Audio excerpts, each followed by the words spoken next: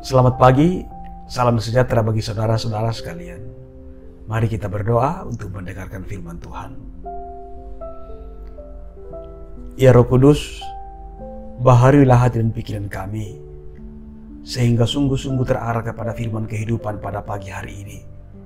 Firman kehidupan, firman keselamatan yang akan terus menjadi pedoman kami, menjadi pegangan kami untuk melanjutkan hidup dan karya kami. Bersabdalah ya Tuhan, kami telah sedia. Di dalam nama Tuhan Yesus kami berdoa. Amin. Mazmur 23 ayat 4, firman Tuhan kepada kita. Sekalipun aku berjalan dalam lembah kekelaman, aku tidak takut bahaya, sebab Engkau besertaku, gadamu dan tongkatmu, itulah yang menghibur aku. Demikian firman-Nya. Renungan pagi edisi 8 Mei 2021. Tetap tenang meski dalam pusaran badai.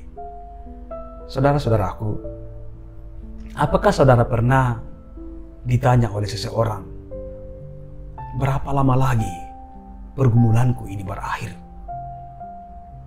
Paling tidak, jika seseorang bertanya kepada saudara tentang hal ini, meski saudara belum bisa memberikan jalan keluar saat itu, tetapi orang itu sungguh merasakan kehadiran saudara di saat dia menghadapi beban kehidupan. Pertanyaan berapa lama lagi adalah pertanyaan laten manusia. Pertanyaan yang sangat wajar, yang selalu muncul di saat ada beban kehidupan yang berkepanjangan, yang tidak kunjung ada jalan keluarnya. Pertanyaan ini mau menunjukkan bahwa ada pergolakan dalam jiwa seseorang, bahwa daya kekuatannya tidak mampu lagi untuk menahan beban kehidupan. Ia sudah mulai lelah dengan kondisi yang dia alami kala itu. Mazmur 23 ayat 4. Sekalipun aku berjalan dalam lembah kekelaman, aku tidak takut bahaya, sebab Engkau besertaku, gadamu dan tongkatmu itulah yang menghibur aku. Saudara-saudaraku, Tuhan sangat tahu akan batas kekuatan kita. Dan Dia tidak pernah menutup mata kepada kondisi-kondisi yang bisa menggelisahkan saudara dan saya, atau bisa membuat kita tidak berdaya.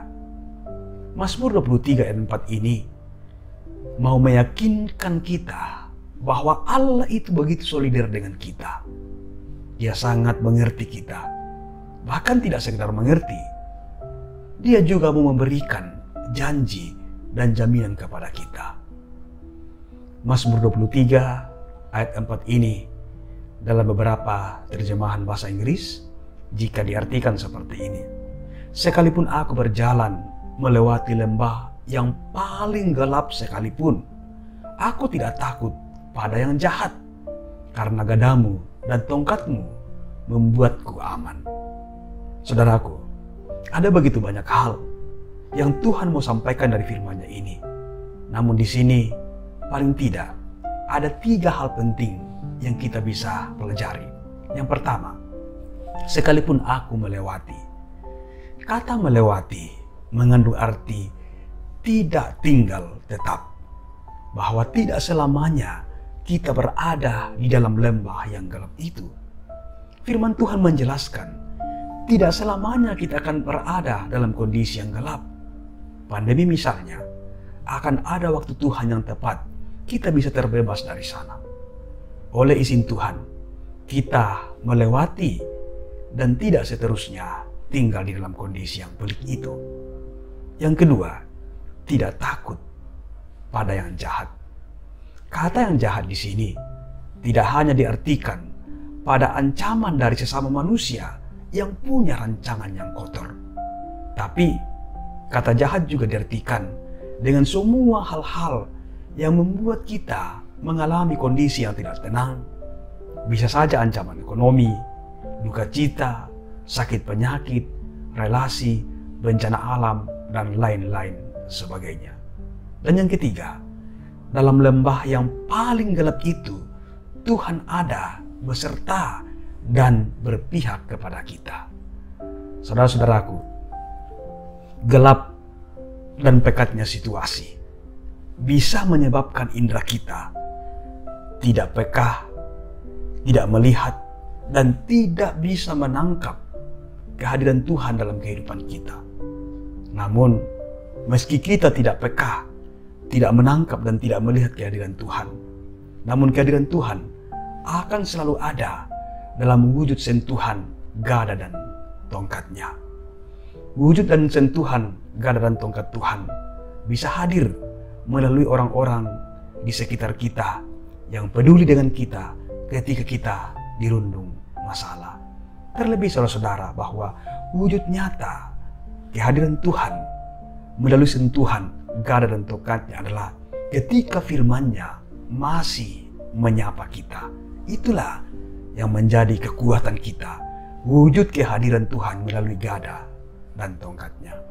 Saudaraku, betapa besar anugerah Tuhan bagi kehidupan kita. Dia sangat memperdulikan kita.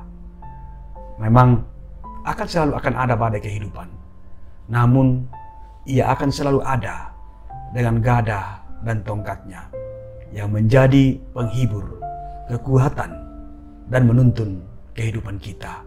Dia akan selalu membawa kita kepada kondisi yang tenang meski kita berada di dalam pusaran badai sekalipun.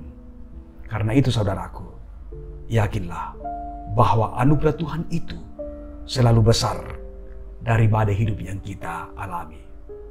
Tetaplah tinggal dalam anugerah-Nya yang sungguh besar dan ajaib itu. Terpuji nama Tuhan, haleluya, amin. Mari berdoa. Terima kasih Bapa di sorga untuk firman kehidupan yang kami alami di pagi hari ini.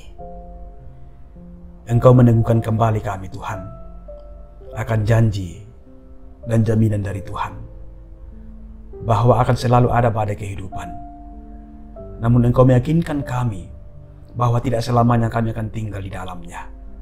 Karena ada anugerah Tuhan yang besar dan ajaib yang bisa membawa kami, bisa menarik kami dari setiap badai kehidupan yang kami alami.